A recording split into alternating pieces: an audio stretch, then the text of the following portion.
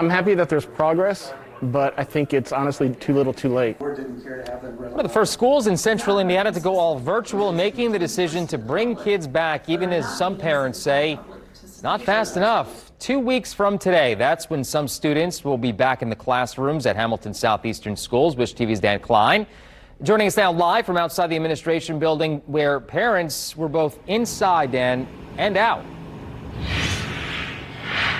Yeah, tonight's discussion was all about the upper grades, grades 5 through 12, especially as surrounding counties have had their kids back in the classroom for weeks. Unfortunately, families have lost faith in the board. We've sat back and watched other districts develop plans and get their kids back in school. Parents on the inside Thursday night at the Hamilton Southeastern School Board meeting, joined by dozens on the outside. Kids too, with support you could both hear and see. Frustrated that virtual has been the only option till now. I really feel like the school board has failed our students.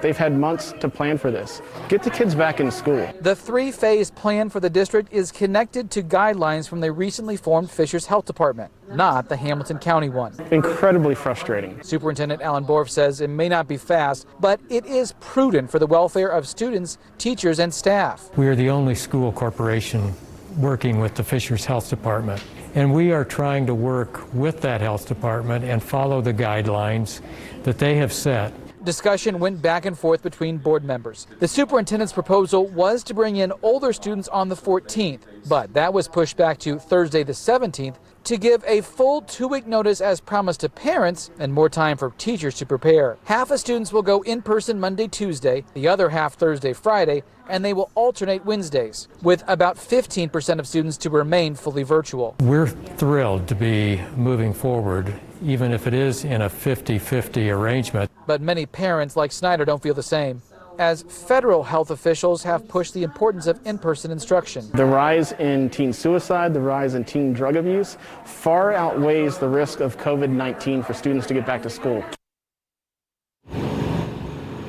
So here in Hamilton Southeastern Schools, pre-K through 4th is already set to go back on Tuesday, which is the day after Labor Day, and almost 20% of parents in the elementary schools have decided and chosen virtual learning for this semester. That's about 1,500 students.